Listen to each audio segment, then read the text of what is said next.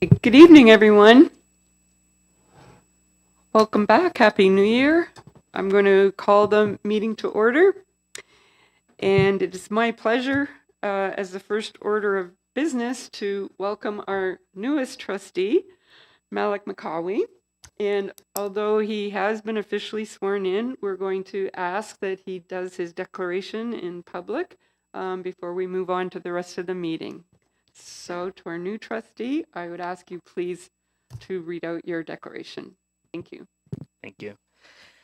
I, Malik McCauley, declare that I am not disqualified under any act from being a member of the Greater Essex County District School Board. I will truly, faithfully, impartially, and to the best of my ability execute the office of board member, and that I have not received and will not receive any payment or reward or promise thereof for the exercise of any partially or malversation or other undue execution of the said office, and that I will disclose any pecuniary interest, direct or indirect, as required by and in accordance with the Municipal Conflict of Interest Act.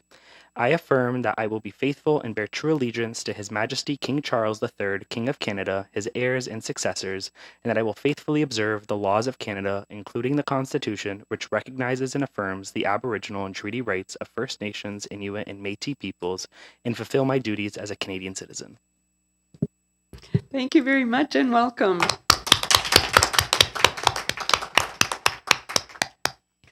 Okay.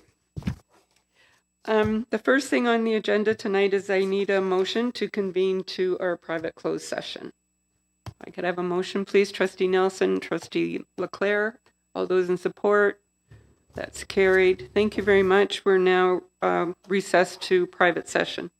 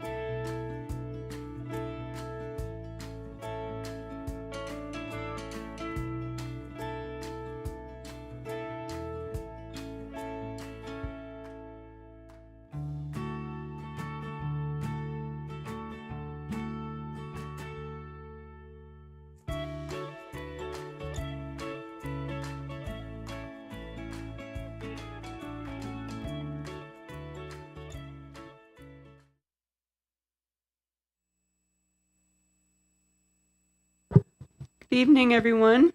Welcome to our public meeting. We've already actually called the meeting to order at 6 o'clock. We're now back from a recess from private session. I'm going to actually flip the order of C and D. I'm going to do the acknowledgement first and invite Trustee McKinley to do the acknowledgement for us this evening. Good evening. We acknowledge that we are on land and surrounded by water, originally inhabited by the indigenous peoples who have traveled this area since time immemorial. This territory is within the lands honored by the Wampum Treaties, agreements between the Anishinaabe, Haudenosaunee, Lenni, Lenape, and allied nations to peacefully share and care for the resources around the Great Lakes. Specifically, we would like to acknowledge the presence of the Huron-Wendat peoples and the Three Fires Confederacy, Ojibwe, Odawa, Potawatomi. We are dedicated to honoring Indigenous history and culture while remaining committed to moving forward respectfully with all First Nations, Inuit, and Métis. Thank you very much. And now we'll go back to C, which is the Rise and Report from our closed session. And I would ask the Vice Chair to bring that forward. Madam Chair, we have property issues I-1 and I-2. Are you moving those? I am so moving those. Thank you. Seconder, Trustee Burgess. All those in support of those two items? It's carried. Thank you very much. With regard to attendance tonight, we do have Trustee Cook, who is absent and sends her regrets that she's not able to attend in person or electronically. And now item F is approval of the agenda. Could I have a motion, please, to approve the Trustee Nelson, Trustee Leclerc? This is our first agenda using the new format of our new bylaws. All those in support of the agenda? Any opposed? No, that's carried. Thank you very much. Any declarations of a conflict of interest for tonight's meeting on any of the items on the agenda? Seeing none. Special orders of the day. We do have one, and I would ask the director to present this and ask if everyone could please rise.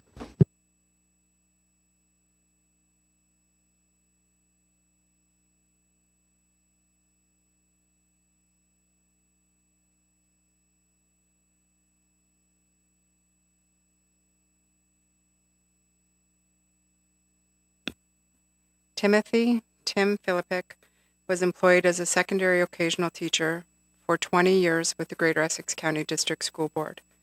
He began teaching in the fall of 2004 and was active until the spring of 2024. He taught as a daily occasional teacher with long-term assignments at various secondary schools, Harrow, Essex, Bell River, Walkerville, and Massey. He primarily taught English and drama, but dabbled in civics and careers, business, and some social studies courses.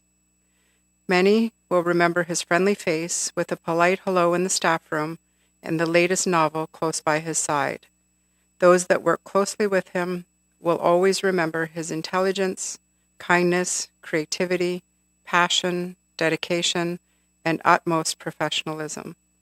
Through his work, Tim influenced many people and certainly made a positive difference within the GECDSB community. Rest in peace, Tim. Please join me in a moment of silence.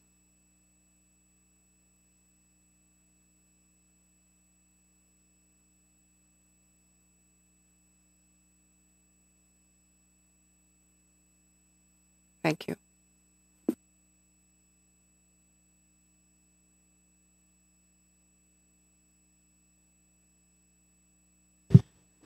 Thank you, Madam Director, and on behalf of the trustees, our sincere condolences to the family.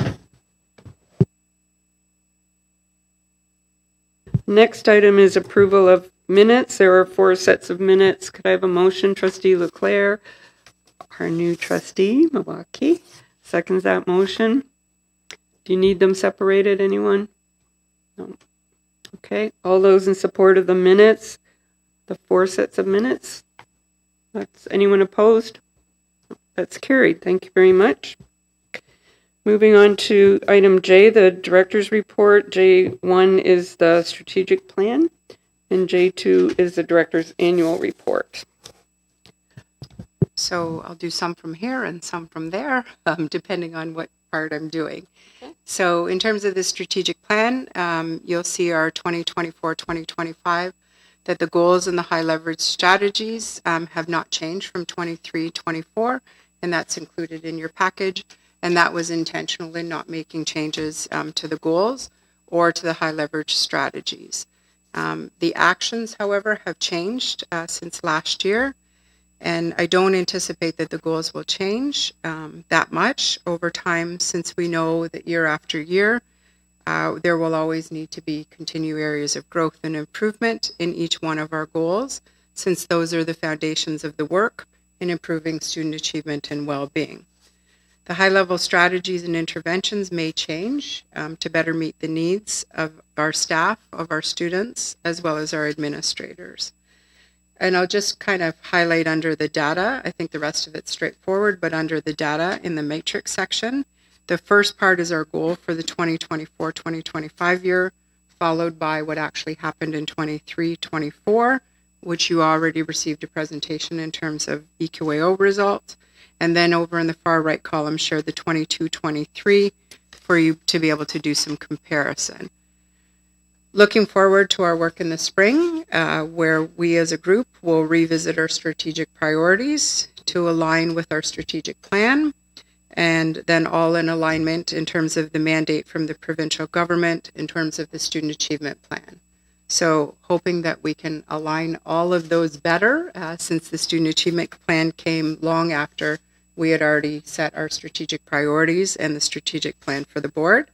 And then from that, we'll be able to create our school improvement plans individual for each school, and every aspect of the student achievement and well-being would be aligned right from the ministry directly to the classrooms. You'll see 2 sections in the matrix where there is no data that's available.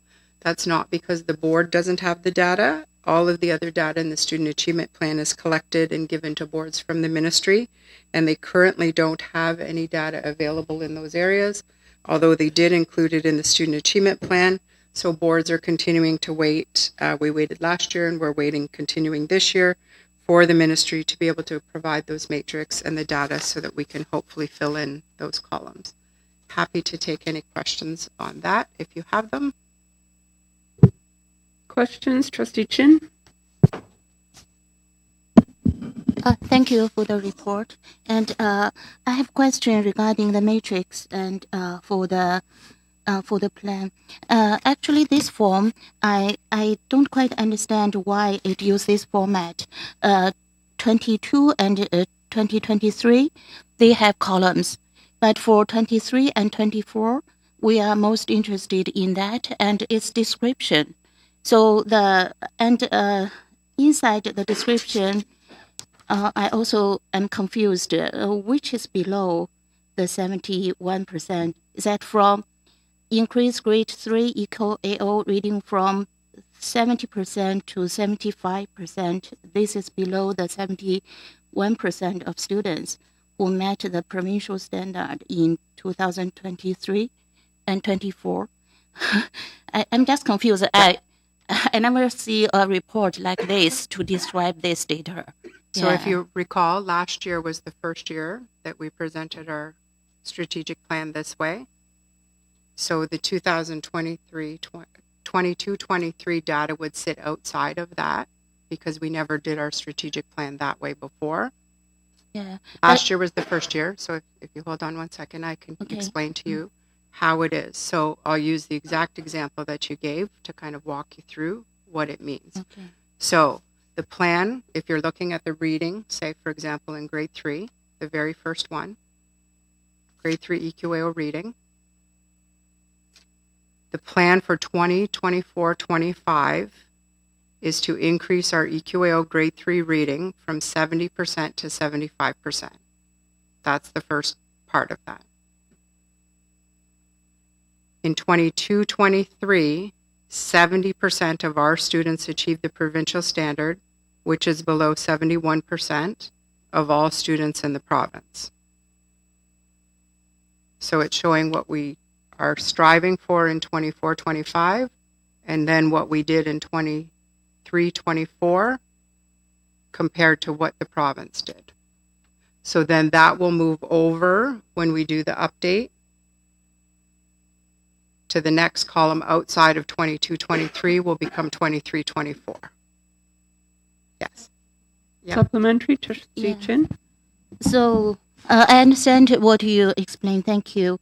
And as a suggestion, I think it's better in the future we have clearly data, what our performance for 2023 to 2024 and what's the provincial level, so we can compare more clearly rather than explain this way. And I to be honest, I don't think it's grammarly correct writing this way. And because this is below, I don't know which this mean, other than after you explained, I understand, but I don't think it's a good way to report. So in the future, I hope you can have clear data on that. So the data is clear. Just don't want any Not as misinformation much clear that it's as not a clear. report. So in the format, we have the columns, so you can make use of the columns to report clearly the data. Not in this content we have to read in detail. Okay. And also in this, it's almost everything is below the provincial standard, kind of. So, and if we watch this kind of information, I wonder if there is anything we can reconsider as our plan, because we might need to do something to improve. And it's not only compared with provincial, it also compared with the other board in Windsor. And if we can improve anything, that's my question, if we have any flexibility to improve. Thank you for that question. We always have flexibility to improve, and that's always our goal, is to improve student achievement. And I'll remind you, when you're talking about year over year, that data was all provided to trustees when the EQAO presentation was done by Superintendent Roberts in the spring. So you did receive that comparator data for every one of the measures of EQAO, specifically in columns outlined the way that you asked for it to be outlined. And we'll take that into consideration when we do this, but you do already have that information from a public board meeting on the EQAO presentation. If you'd like it sent to you again, we'd be happy to do that. So how about my suggestion in the future, make it clearer? You are refusing that suggestion or not? No, I just said thank you very much for your suggestion, Yes. and we'll take that going forward. Because if I have other report, it won't replace the clarity of this report. It's an annual report. Trustee Chin, we're not debating the format of the report, but the director also explained that it was the first year of the format, and so you have to wait for it to catch up with other years, and then it'll have the columns for comparison.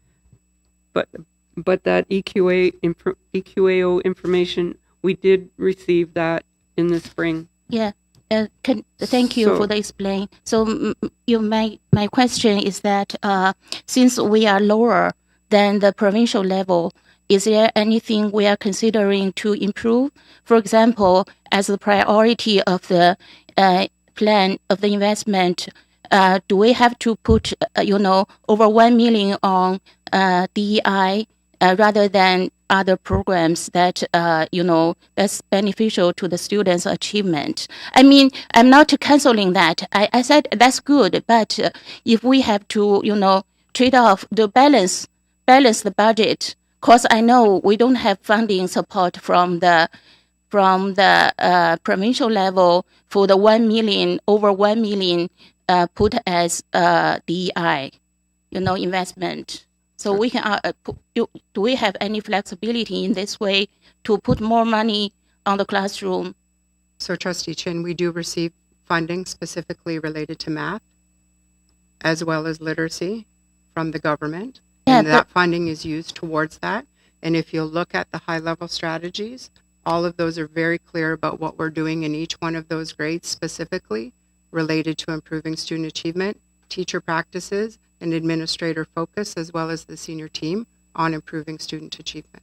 There is I know, funding but- provided for that. But we canceled. But we have canceled several programs. For example, for the disabled kids, No, handicapped Trustee kids, Chin, and for the no, we IB didn't program. cancel programming. So, just be very careful that you're presenting accurate information.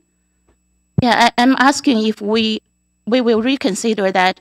I know we did a good job, and I'm here not for saying high praise for that. I'm making questions and making improvement. So I wonder if you can consider something about what's the difference with our board with other board, and if there is anything we can improve. Respectfully, Trustee Chin, that is what myself and the senior team, as well as our staff, teachers, support staff, principals, we do that every single day about how can we do better to better meet the needs of our students, to improve their achievement and their well-being. That is the work we are engaged in every single minute of every single day. Are there any other questions from trustees on the report? Okay, seeing none, we're going to move to J2, the director's annual report.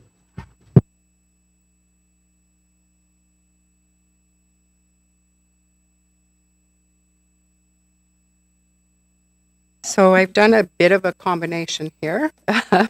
So normally we would do, a report in terms of the director's report based on the last month from the board meeting. And this round, we also have the director's annual report. So a combination of both. So welcome back to everybody. I hope everyone has enjoyed a wonderful winter break and spend lots of time with your loved ones, family, friends, and are recharged for the new year. Although right now it kind of seems, I think with the cold weather, that the break has been a long time ago. So just before the holidays, we shared in some truly heartwarming moments across our schools. One of the milestones that touched us happened at Anderton Public School, where Erin, a student with developmental and physical disabilities, achieved something extraordinary.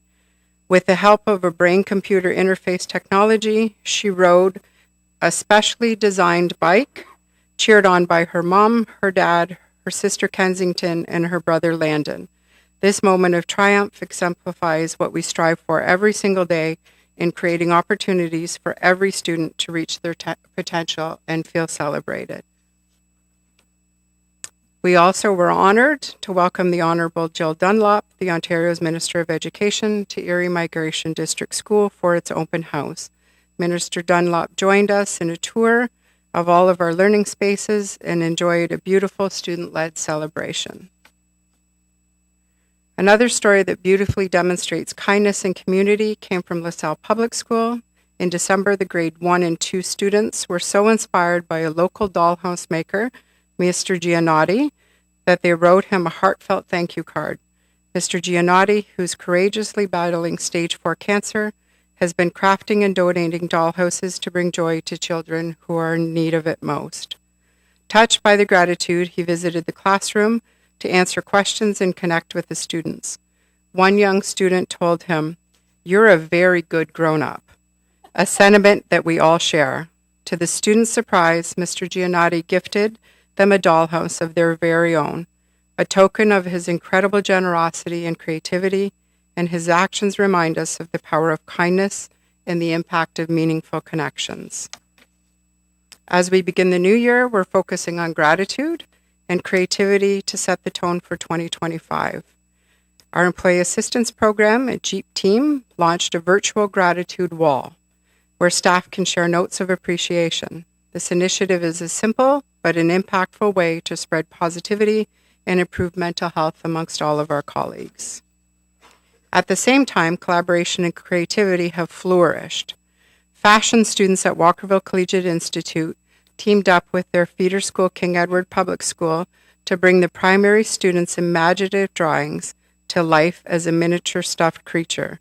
The result is not only beautiful creations, but also a testament to teamwork, skill, and the joy of collaboration. And if you look at what the students drew in the primary grades and the students in the fashion class that created the little stuffed animal, it's unbelievable how accurate they are.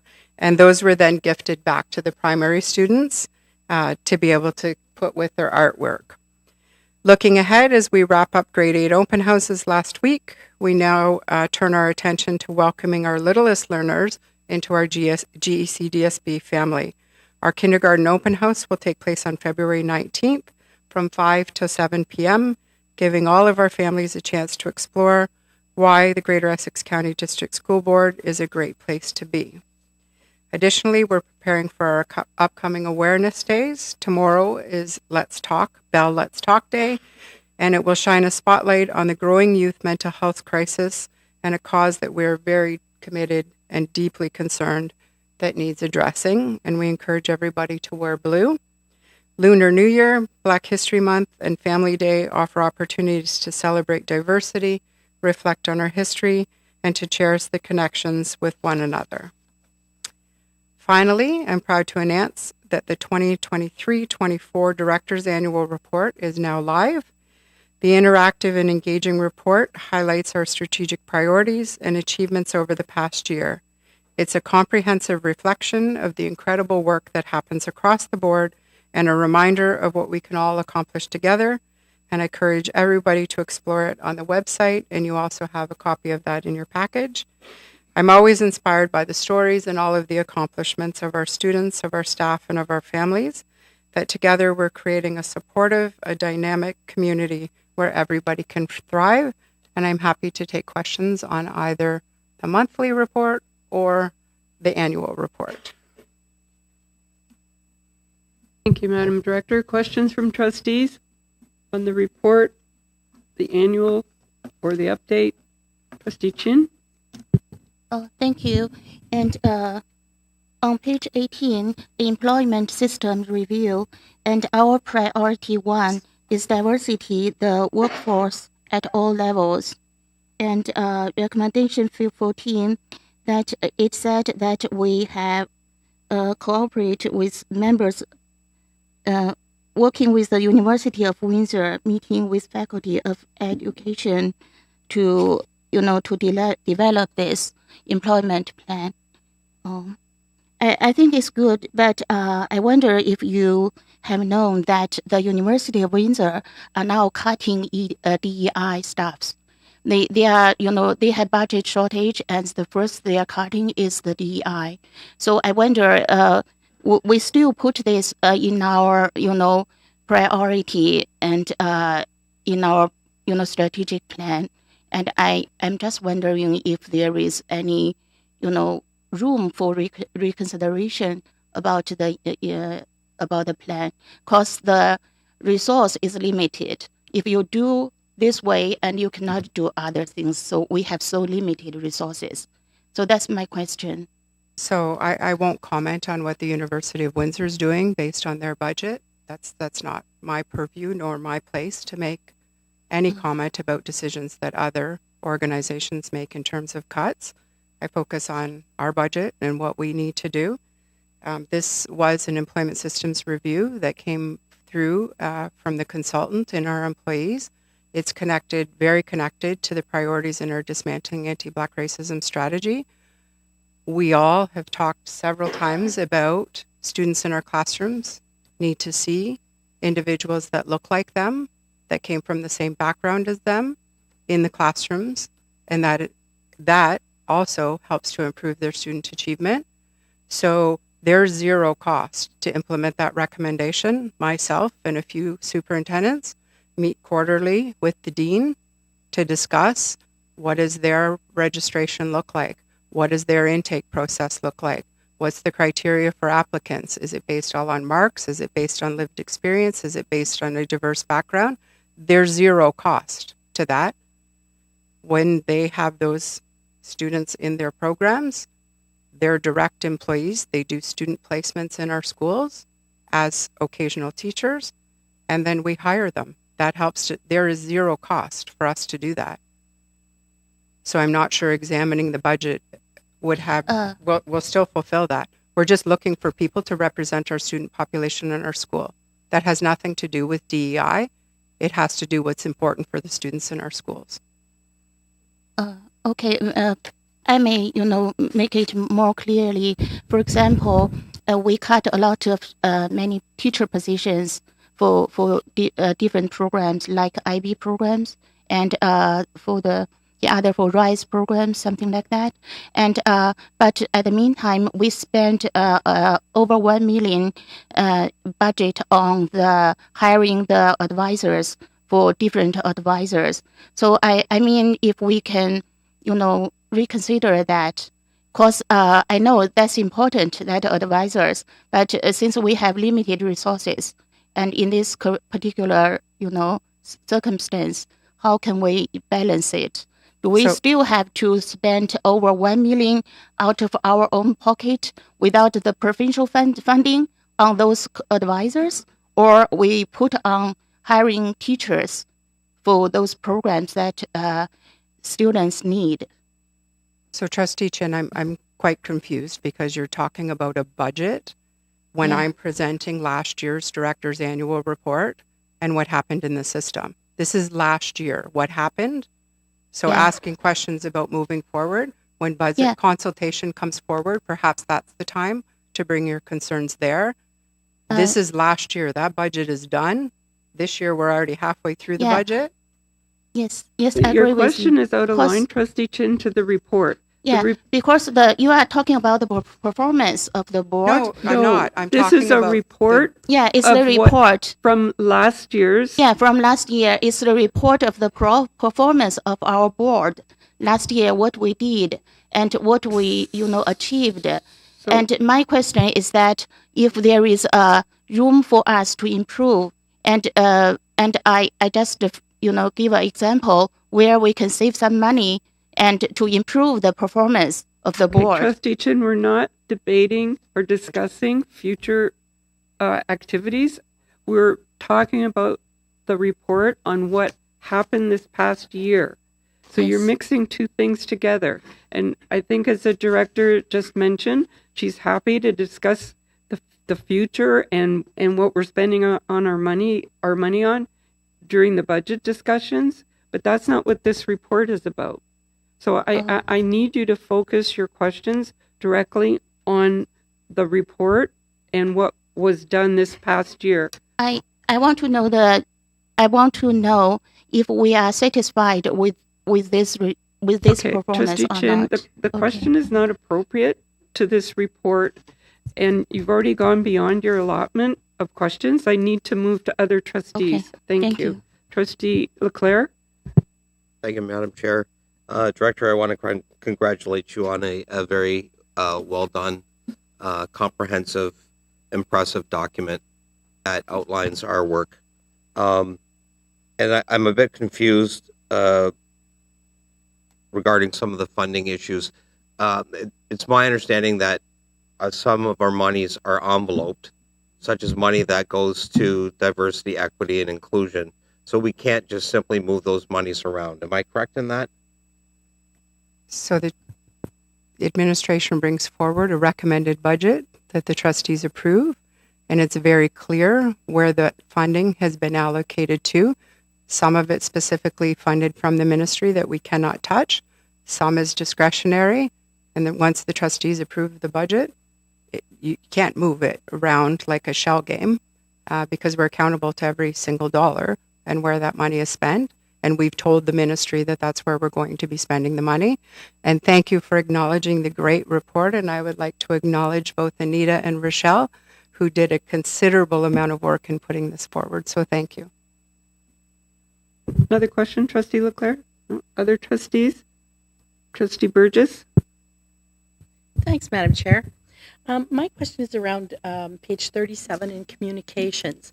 And I acknowledge, again, it's a great report. I'm really hoping that the general public can click on our website and actually have access, because there's a whole lot of hot links and all kinds of deep dives if they want to see. We often get questions as a public. So my question is, it's evolving. We have changed our communications department in personnel and approach, and I wondered if we could have a bit more about that.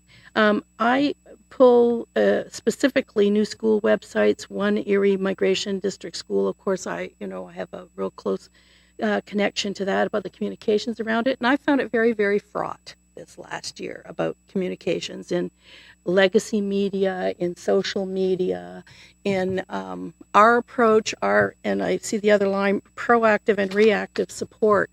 And it's to the point where all the good work, all the good news that we're trying to, share, can get lost in sabotage, by bad information, just outright, disinformation and misinformation. So I'm wondering, since we have two really key people right here about communications, if you can maybe expand on the proactive and reactive support and unified communication across ours, and how we're dealing with legacy media and social media particularly.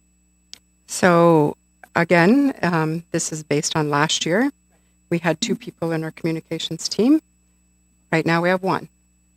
With that, unfortunately, we can't focus on as much work as we'd like to get done. We have some phenomenal ideas. It's the manpower to actually get the work done. And I don't want that to sound like an excuse, but it's the reality. And unfortunately, sometimes we are being very reactive. There's no secret. A lot has gone on this past year that the communications team and myself have had to deal with a lot, probably more so than any other year. And that takes away from some of the other work, unfortunately. So it's prioritizing. Communications is always a struggle, right? There's that urgent priority. There's an internal, there's an external piece. There's a social media piece. And with that comes a whole host of other issues, unfortunately. We made some decisions around social media platforms that we've left and will not participate in anymore. We've made some decisions around shutting off comments on certain posts because of extremely inappropriate comments. And that comes from constant monitoring of what's happening, which takes time. Thank you. Other trustees for the first time? No? Okay, Trustee Chin, you have a different question? I want to answer Trustee Leclerc's question. That that budget over 1 million is not Trustee Chin, in that's envelope. not appropriate for It's you not to from comment on Trustee Leclerc's Orange. remarks. And I want to clear that misunderstanding. Those money is not from any budget. It's from our board, and no funding from the province. My purpose is that if we can reconsider, the balance of that. Instead Trustee of just Chin, I need you to respect the rules of the meeting. This Okay. is the director's annual report for what happened this past year in our board. yeah, I'm And talking we're about not past talking year. about the budget for this or that or the other thing. So think if you have a budget is- specific question about any of the statements in the report, that's what we're looking for. Not debate on how you think the funding should have been spent. So I would ask you please to respect the rules of the meeting, please. I respect the meaning. I appreciate the hard work of the, of the whole board. And at the meantime, I'm just to give a little bit suggestion about if there is anything that we can improve from the last year. Yes, and we've said, I think, from last year. I think we've answered that 3 different ways, that this isn't the appropriate time or the appropriate report for you to be addressing that. That can come up at when we start discussing the budget. So again, please, this is not appropriate to the report. I mean, and I'm going to have to cut you off, your mic, if you can't respect that. I respect. And now I have the opportunity to answer some questions from the report. So, Trustee Chin, you've used your time. Okay. Thank you. I do have a couple of questions and comments specifically to the report. I was interested in page 9, about the number that we had enrolled last year in adult education. I think that's an important program that we offer, and I think in turn that also benefits our students too, because a lot of the adults enrolled are parents, and so I just wasn't sure if that number was up or down, and whether or not there's been some impact from COVID in bringing adults back into that program. So great question, and that's a number. Having had that portfolio previously, it changes all the time.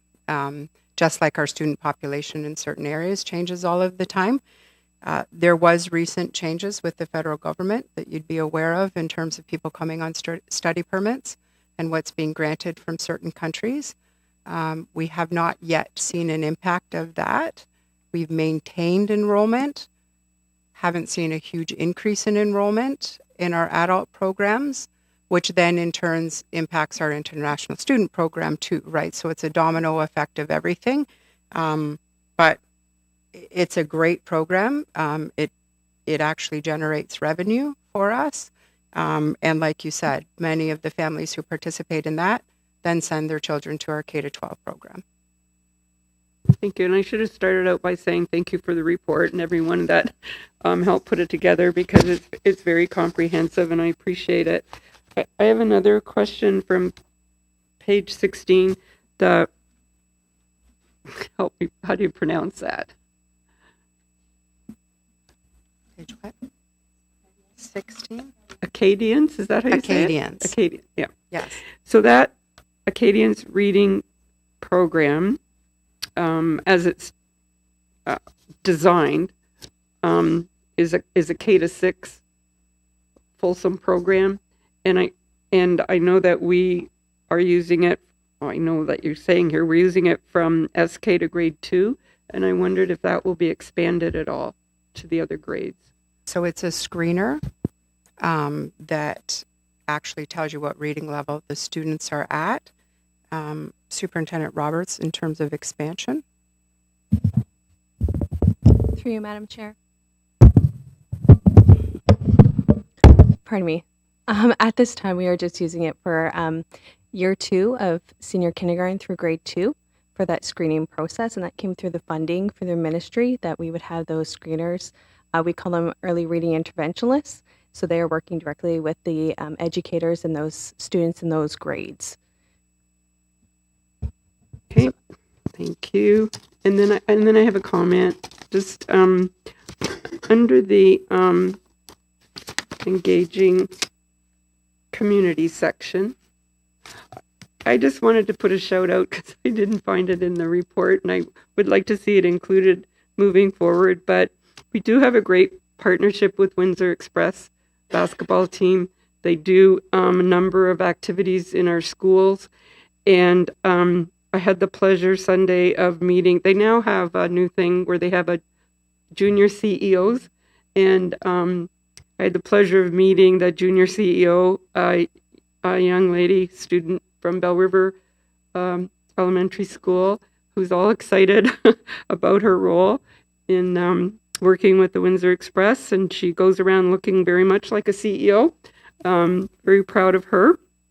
And the Windsor Express, there's a flyer on the door coming into the boardroom about the Skilled Trades Expo that they put on for our students in grade 7 to 12. It's coming up on February 12th. And I know that at the games, they do a promotion for our school board and the great work that we do with skilled trades and co-op programs. And when they do that promotion at the games, I'm the only one up there screaming, "Hey, GECDSB!" Then I look around, everybody's like, they're not even playing. They didn't even shoot a basket. Why are you screaming like a maniac? But they do a great job of promoting our board and working with our board and our students. So I'd just like to see them included in the community highlights. And I did want to give a shout out to that Skilled Trades Expo that's coming up, because it's a great event. So I managed to get that in through your report. Thank you. Thank you. There are questions on the report? Yeah. Thanks again, Madam Chair. I'm hoping I'm not getting in the weeds, but there has been a concern over the years. It's about Acadians or Acadians, page 16. There's been a concern amongst families who have kids in the English stream and the French stream in attending a dual track school where siblings are in the same building. But then if a kid is not really succeeding well in French, then they may have to go back, or sorry, not in the same school, maybe have to go back to a different home school. In other words, kids are going to go to different schools. And it's always been a concern and something fraught for families. And I'm wondering, because the way the report is written, it says, grade 2 starting in September 2024, but reading screener in selected schools based on previous work in French immersion and the findings of the right to read. So I'm wondering, is that employed ever at a time if a student is struggling to keep them in the program, or to understand early where they may be struggling? Because sometimes we don't catch it early enough, and then the family has to decide to move, all the kids. So I think right now, and Superintendent Roberts can add anything, I think the last couple of years have been extremely challenging. During COVID, we saw a lot of changes. Students who may have started in French immersion and then struggled. The family at home was often the co-educator and had no French background to be able to help with that. So we saw a decline. We're not yet starting to see a huge uptake back. A couple of schools we've seen a little bit, but not enough. The senior team and I have discussed around French immersion and dual track. How does it impact families when you have students in English and French, and then one isn't anymore, and the boundaries are different if it's French, and all of those types of things. But in terms of screening of students, I wouldn't put it just on Acadians, because there's multiple things, right, that would be taken into consideration around the child and their achievement, and what are the actual barriers. Sometimes it's a special education need, which then could be reading, right?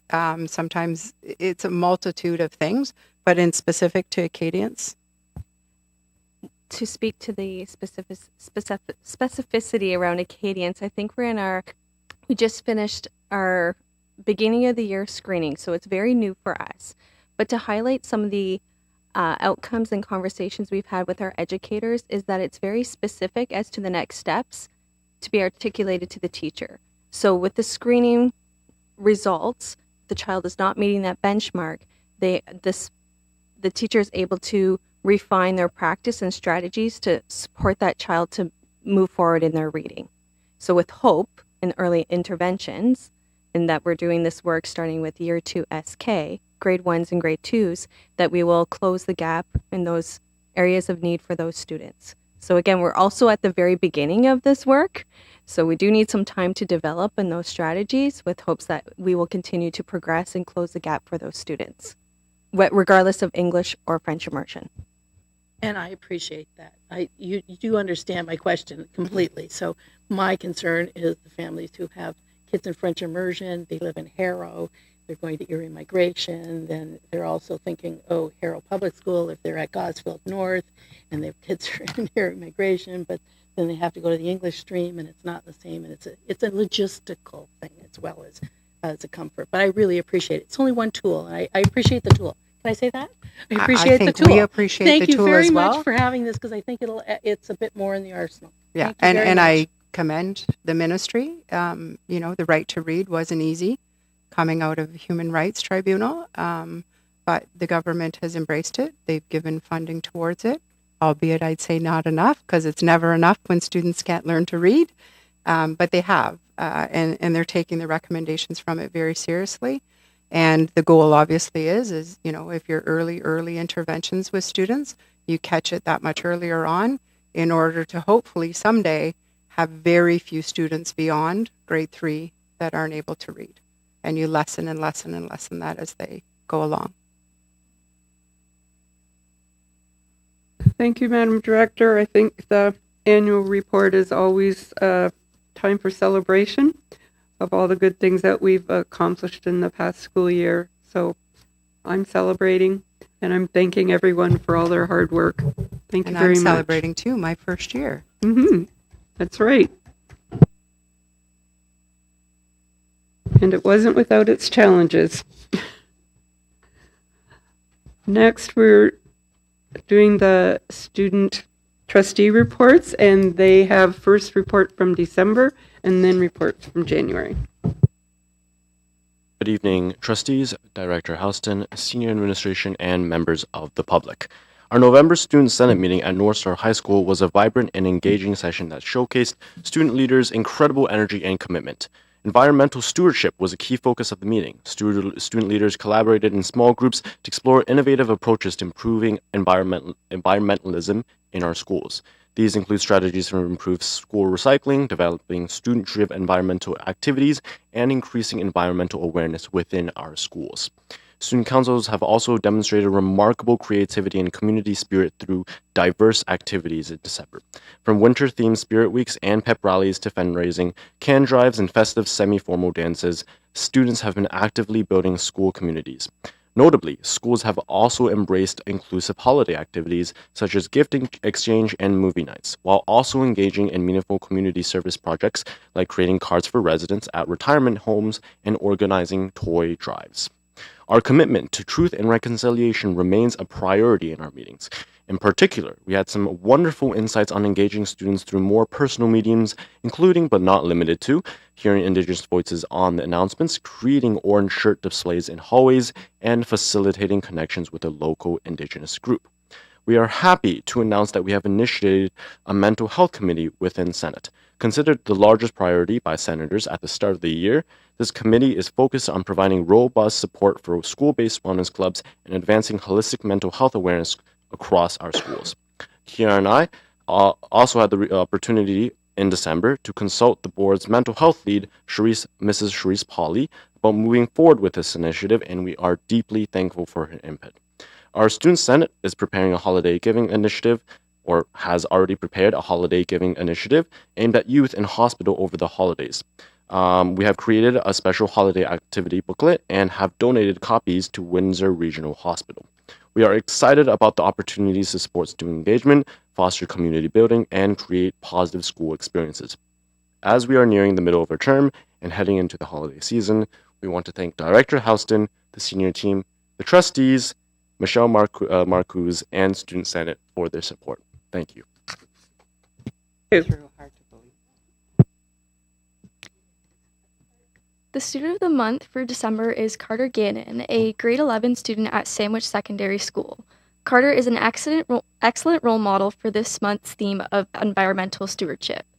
Carter is dedicated to caring and advocating for the natural environment. He takes great interest in often overlooked creatures. Passionate about helping insects, Carter often relocates worms displaced by heavy rain or drought. He also raises native butterflies at home and takes care to nurture them until they are mature enough to be released. Carter helps combat climate change one planting at a time. He has volunteered to plant trees in local parks and even in his own backyard, as he understands there are many vital functions, including absorbing carbon dioxide from the atmosphere. He also planted a variety of native plants which help provide food and shelter for animals, birds, and insects. Carter takes part in local trail cleanups and regularly visits local rivers and creeks to pick up trash. He also manages his family's recycling and control their plastic usage. Carter is a shining example of a passionate environmental steward who takes action to protect the earth. Congratulations, Carter, for being selected as Student Senate Student of the Month for the theme Environmental Stewardship.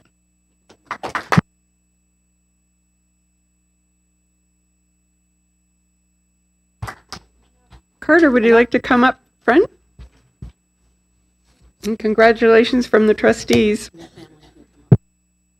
Family can come up if they want to take pictures.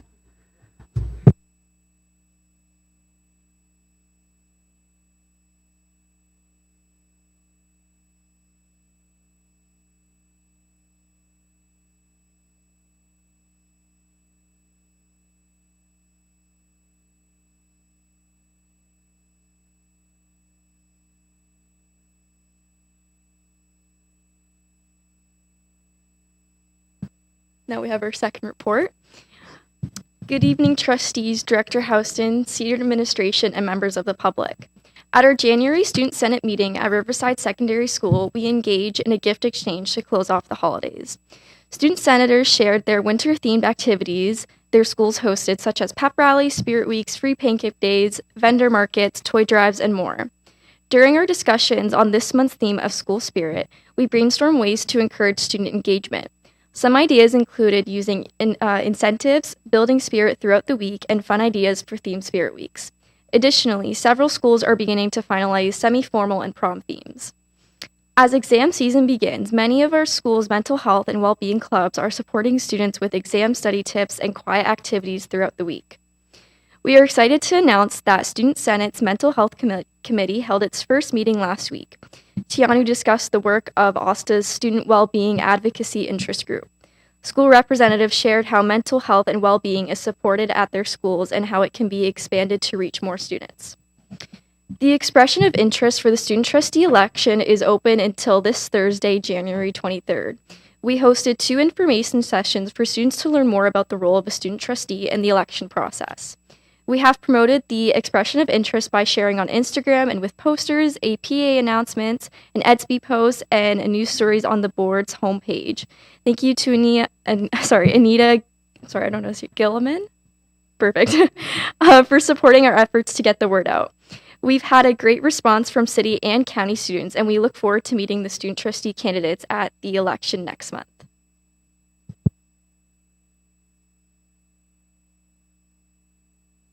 Student of the Month for January is William Tang. A grade 12 student at Leamington District Secondary School, William truly exemplifies this month's theme of school spirit. William is an enthusiastic participant in LDSS, Spirit Weeks, and school events. What sets him apart, however, is his effort to include everyone and making sure no one feels left out.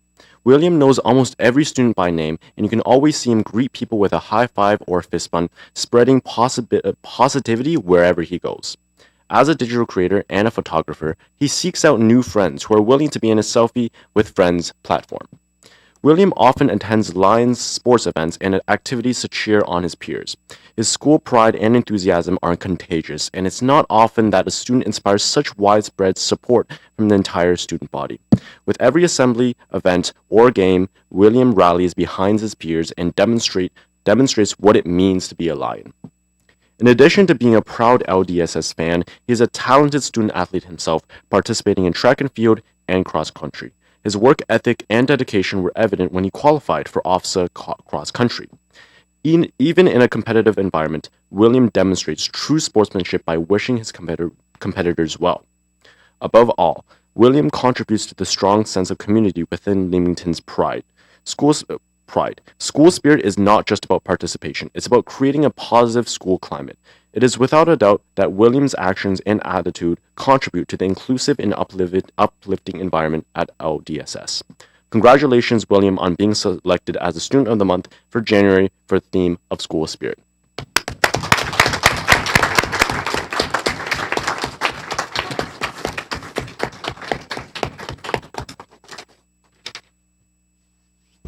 Congratulations from all the trustees.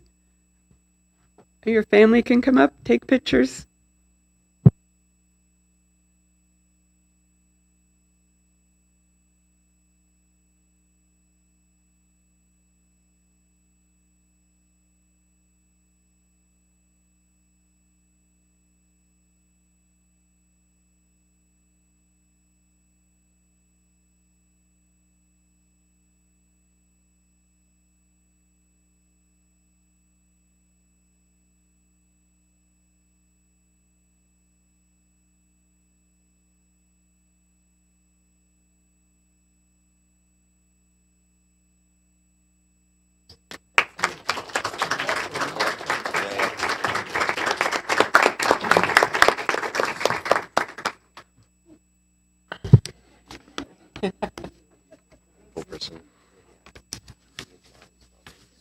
Thank you very much to our esteemed trustees of the month. You're welcome to stay for the meeting with your family and friends, or you can quietly make your way home and safely and warmly. Thank you.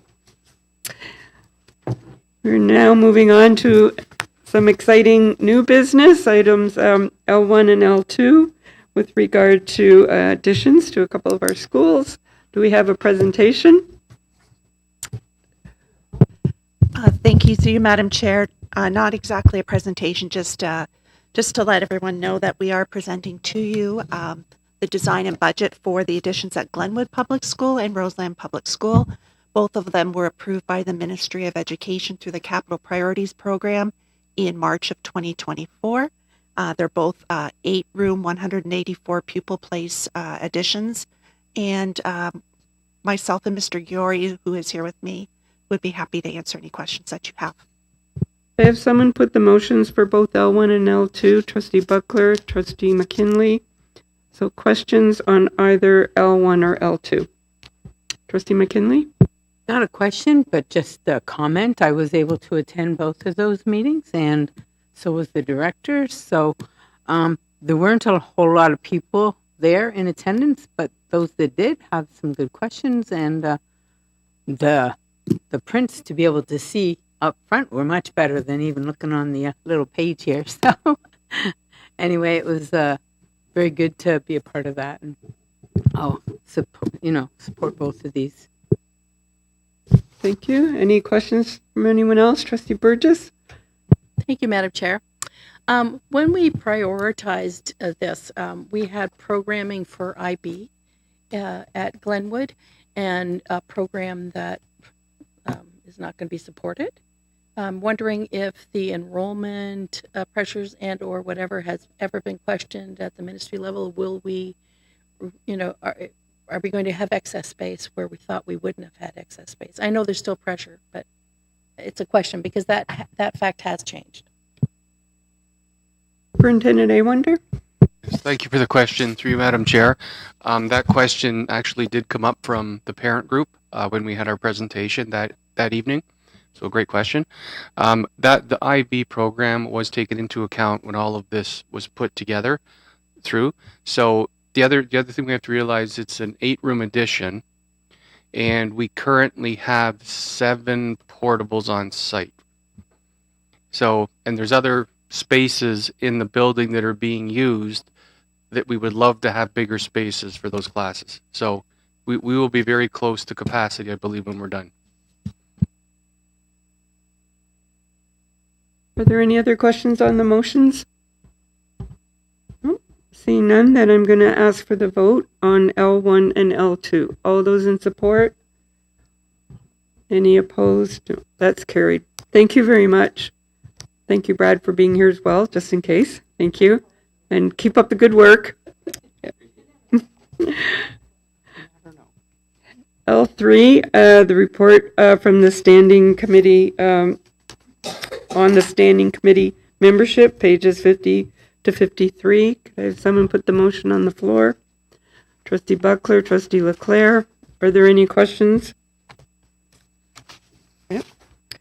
Just a question for clarification. Sure. Page 50 under Finance and Facility Services Committee currently has the third trustee position as to be determined. I'm just looking for clarification as to whether or not that would be my role. Yep, you're TBD. Okay, sorry. On that one anyway. Yes. Sounds good. Yes. Thank you. Yeah, thank you. Any other questions? Trustee McKinley? Yeah, just wondering, when will those, the Finance and Facility and the Learning Equity and Wellbeing Committee be meeting? What You'll be we know? You'll be hearing very soon from administration to set up the first meetings of those committees. They couldn't meet until after tonight. Yeah. Okay. Any other questions? And all in support? Any opposed? No, that's carried. Thank you very much. Sorry, this is the first time again with our new agenda format. So you'll see starting at M that there would be committee reports if those committees had met, but they haven't. So there's nothing under M1, A, B, C. M2, there is a report from the audit committee. And again, that's an annual report routine that had to go to the ministry. So that's gone. Are there any questions on that report? Page 54, 55. Any questions? No. There's no reports tonight from SEAC or GECPIC. Oh, sorry. Trustee McKinley? Yeah, regarding the statutory committees that are listed here, will there be an expectation of monthly reports coming before our agenda, or will that just be on a need-to-know basis? What will that look like? Because we haven't had that in the past, and I'm pretty much on most of those committees. So our hope is that in the future we would see more communication from those committees, which is why we've included them in the new bylaws. So yes, in the future, that's what we're hoping. And that, I guess, will be determined from the committees, whether it's the trustee representative or the committee chairs that would submit that. We've had some discussion on that. I don't remember where we landed, but that will be coming forward. Okay. It's a work in progress to move through the new bylaws. And I think right now there are no advisory committees and no ad hoc trustee committees. But if there were, that's where they would be reporting as well. Okay. Same with, again, NO, trustee motions, staff reports. There aren't any for this meeting. Again, just a reminder that this is following the new procedure. Item P is the chair's report, and I do have a report on page, starting on page 56. I'm going to I'm just going to summarize it. This is the report of an investigation from the Ombudsman with regard to a complaint about the June 25th special meeting of the board. The complaint alleged that the school board conducted a portion of its public meeting in private in a different location, and the complaint raised a concern that the school board did not provide the public with notice of the mid-meeting location change. I'm not going to go through the Ombudsman's authority to conduct this review, but trust me, the Ombudsman did have authority. As for the review, the Ombudsman's office spoke with the director, myself, and the executive assistant to the director. They also reviewed material relating to the meeting, including the meeting agenda, the minutes, the audio recording of the meeting, and media reports about the meeting. And lastly, they reviewed relevant portions of the school board's governance bylaws and the school board's board meeting safety protocol. They did take into consideration background situation in that there have been increasing disruptions from members of the public. and that it was necessary for a short time for the board to suspend in-person attendance of the public, and that the in-person attendance resumed when the school board adopted a board meeting safety protocol. About the June 25th meeting specifically, the Ombudsman found that consistent with the board meeting safety protocols, the chair did caution the audience several times not to disrupt the proceedings and reminded the attendees of her authority under the Education Act to have disruptive persons removed. As a final warning, the chair cautioned the gallery that if there was another disruption, the attendees would be asked to leave. And despite these warnings, the disruptions continued to escalate. In response, the chair called a recess, and the chair did not state at the time whether the meeting was adjourned, canceled, or would be rescheduled. Most of the school board trustees and staff entered the nearby committee room at 5:10 p.m. That room is publicly accessible through an adjoining hallway, and the committee room contains empty chairs around the perimeter to allow for public attendance. The steps that we took were consistent with the school board's public meeting safety protocol, and also consistent with the school board safety protocol. The school board subsequently called police for assistance in managing the audience. The police expressed to the trustees and the chair in particular concerns about the matter escalating further and recommended that the trustees and staff not return to the boardroom. The trustees and staff chose to complete the rest of the special meeting in the committee room and officially reconvened at 5:40 p.m. The publicly accessible door to the committee room remained open throughout the reconvened meeting. The Ombudsman's office found that multiple attendees from the public approached the open door and listened to portions of the reconvened meeting, but that none of these public members asked or attempted to enter the committee room. The Ombudsman's office was also advised that members of the public would have been permitted to enter had they sought to do so. The committee room was not equipped to live stream the reconvened meeting, but the meeting was audio recorded and uploaded online the next afternoon. The meeting concluded at 6:17 p.m. Several trustees and staff were then escorted to their cars by police officers due to remaining safety concerns. In the analysis of the situation, the Ombudsman's office found that in this case, the room where the meeting was reconvened did allow for physical attendance of the public. The committee room is typically used to host school board committee meetings that are open to the public. It contained empty chairs for any members of the public in attendance, and the publicly accessible door was left open to permit members of the public to enter.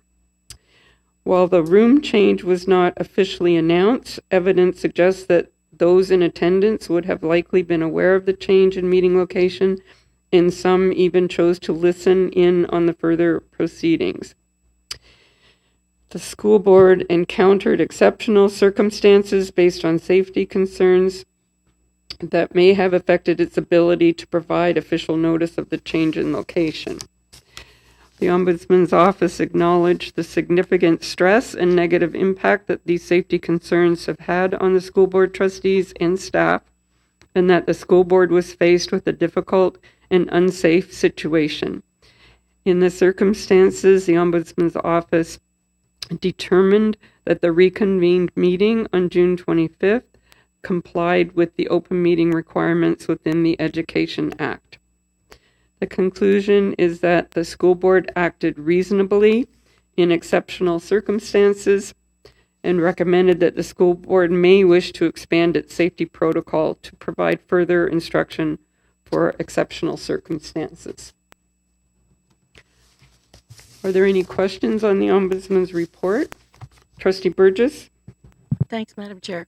I accept the report. On page 61, I noticed that my colleague here has different page numbers, so I'm not sure if everybody has it. But page 6 of the Ombudsman report, the last one. I'm not hearing you. I'm sorry. I'll get it a little closer. It's page 6 of the Ombudsman report, page 61 that I have in my package. You already referenced it. The Ombudsman's office acknowledged the significant stress and negative impact, etc., and that the suggestion was that we may want to revisit it. So my question and my concern is, I can't remember exactly the last time we were going to revisit our safety protocols and see what they are. The latest concern I had was on December 17th when I was given a notice that there was possibly a disruption and requiring extra security at an event, etc. So this is an ongoing thing for me, and I would like to know if we have any schedule with these recommendations to review our safety protocols. Not yet, because this is just coming forward tonight, and then that's the next step. And in that regard, as part of my report, I would like to point out that within our safety protocols, that if the chair does request that the trustees should remove themselves from the boardroom, and that's our designated location for safety purposes, that our protocols do require that all trustees must leave the boardroom. It's not optional. You can't choose to stay out here. And that was noted in the Ombudsman's report that a trustee refused to join in the other room. So I wanted to make it clear that that is part of our safety protocol, that all trustees must move when there's a situation. Okay. Are there any other questions on the Ombudsman's report? Trustee Chin? Thank you, Madam Chair. In this report, there are several times which emphasize the publicly accessible door is open. I'm wondering which door is open. To my understanding, this is blocked here with the line, and the audience cannot get in. So the outside is blocked. And, no, it's down the hallway. That way is blocked. That's open. That was open at that time. At that time, we opened it. Yeah, we did. We opened that, and there were members of the public. To my understanding, it's not open, and even in the video that the director mentioned that the door is open, they cannot get in.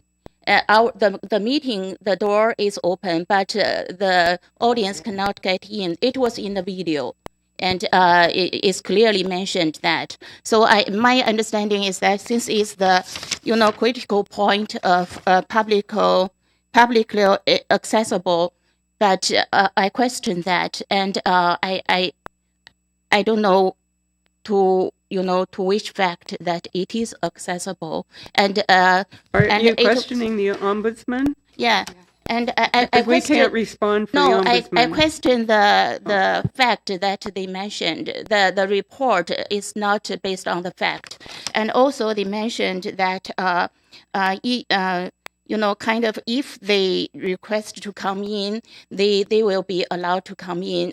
To my understanding, we don't have such expectation to allow anybody to get into the private room to join the meeting. Not a private meeting. Not a private meeting. Yeah, it's not private meeting. I mean, it should be public, but it's held as private finally. So that's why even I am as a trustee, I'm not informed that we continued the meeting there. We are just think for safety reason. I find this out of order. I'm sorry, but I find this out of order in that we're accepting a report.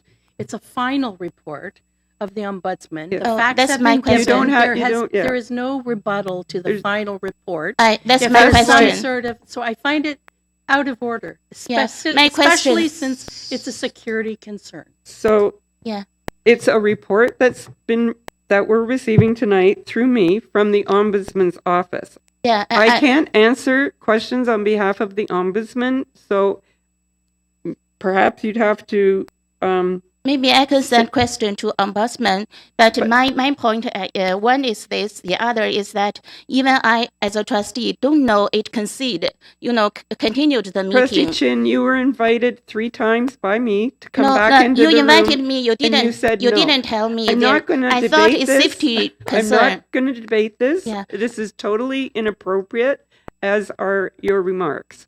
So Yeah, we're moving on. We're moving on. Thank you. Do we have a report under item Q from OPSPA? A brief one, Madam Chair.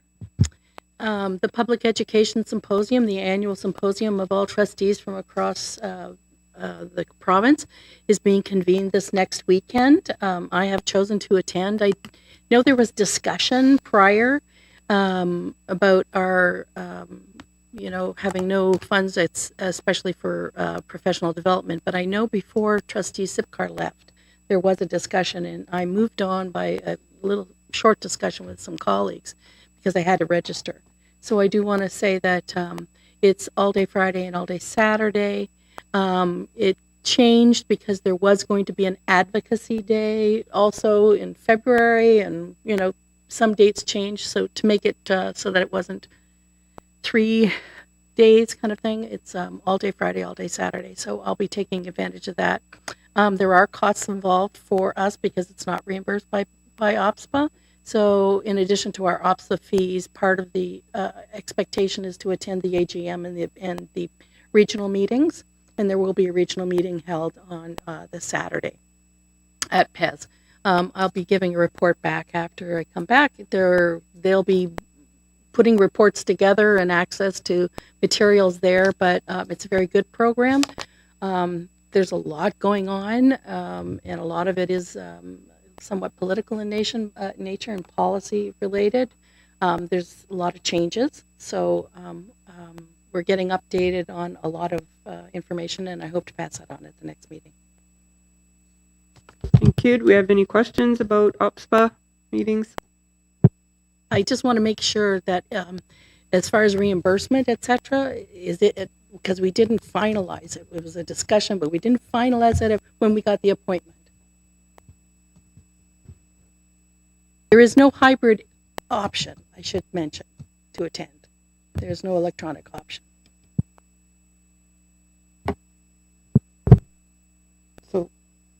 I didn't know if I needed a motion to approve, since it's not professional development personally, it's for the, doing the duty. I thought that the allowance was provided for our representative to attend. Yeah. I did too, but it wasn't captured in anything official. It was just a discussion. So as long as that's the understanding, I just want everybody to know. Mm-hmm. Okay, cheers. Thank you. Are there any notices of motion for tonight's meeting? Any announcements? No. And again, welcome to our new trustee. We did have a productive orientation session already, and I think that given your previous experience as a student trustee, you're almost right up to speed, so that's a bonus. So we've now reached the end of our approved agenda, so I will thank everybody for their time this evening and declare the meeting adjourned. Thank you very much.